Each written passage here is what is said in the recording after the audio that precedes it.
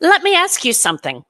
Have you ever built a beautiful time blocked calendar, bought the planner with all the tabs, or followed every productivity hack online and still felt like a failure by Tuesday? You're not bad at time management. Time management is bad at you. Because most productivity systems are built for linear brains that run steady, predictable, on demand energy. ADHD brains are not linear. They're powerful, but they're rhythmic, variable, and responsive to context. Today, I'm going to show you how to stop managing your minutes and start managing your energy instead. Because when you shift from time-based productivity to energy-based productivity, you stop burning out, you get more done with less stress, and you start building your week around your brain and not against it. Now, before we dive in, and if you've been here before, you know what I'm going to say. I need you to grab something to write with. This is a concept called embodied cognition. When your body participates in the learning process, your brain retains more. I'd like your brain to retain more today.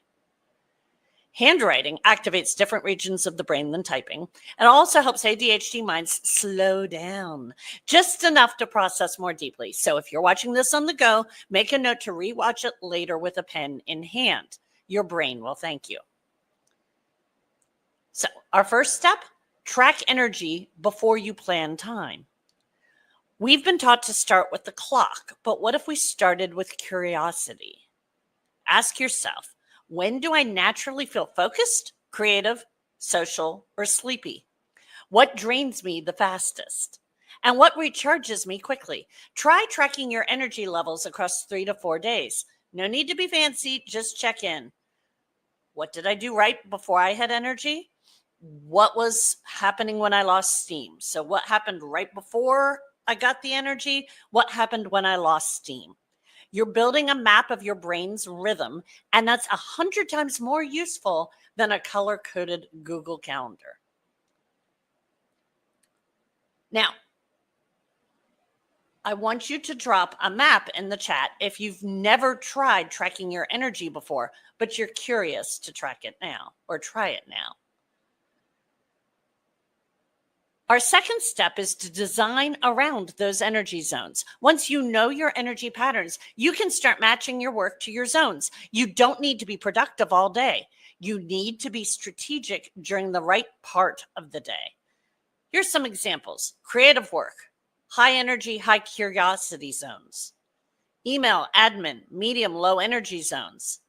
Meetings, moderate social battery zones. This means you don't have to do the hard stuff at 9 a.m. just because someone told you to. You do it when your energy wants to do it. I don't know about you, but I grew up with a mother who always said to do the hard stuff first. Then when I was studying to be a teacher, so I was studying child development and all sorts of learning things and education in a really deep kind of way, they talked about action precedes motivation. And those can work for a lot of people, but they probably don't work for you. So we want to not listen to the do the hard stuff at 9 a.m. We're going to do it when your energy wants to do it. So the second thing I want you to do is make a note of what's one task that drains you the most, even when it doesn't take much time. Drop it in the comments and let's name it and normalize it. But do make a note in your notes too. Our third step is to build your week like a battery, not a to-do list. Think of your week like a battery. Every task either charges you or uses energy or short circuits your brain. Balance matters. So plan your week by alternating output blocks with recharge activities, social time with deep solo focus, and physical movement with stillness. And stop judging yourself by how many tasks you checked off.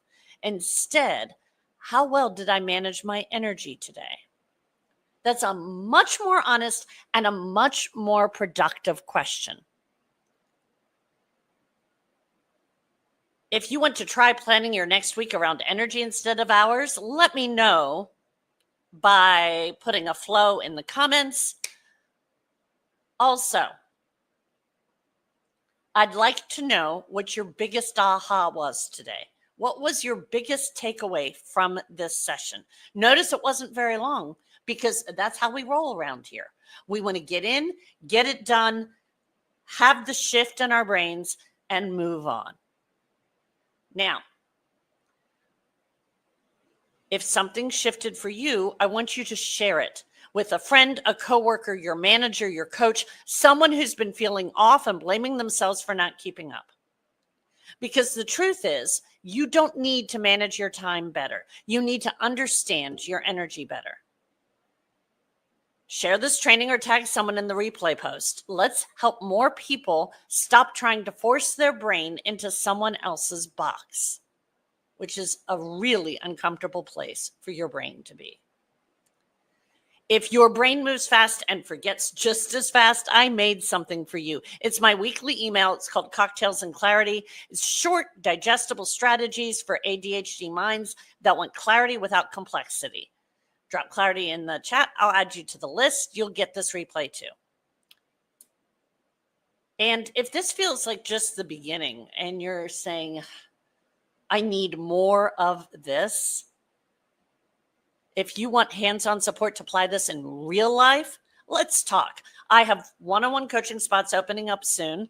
And this week only, I also have early Black Friday pricing for folks who take action this week. And that Black Friday pricing includes a bonus with a strategy session to get you ready for 2026. And we have a discount on that as a standalone, but people who engage to work with me in my coaching program, they're going to get that as their bonus. So if you want more information about that, reach out to me right away. You can do that if you want that support that works with your brain by dropping coach in the comments, or you could just reach out to me in my DMs. I'll send you the link to book a quick discovery call. I just want to remind you, you are not lazy. You are not inconsistent. You are learning how to power your spark. Let's build something real around that.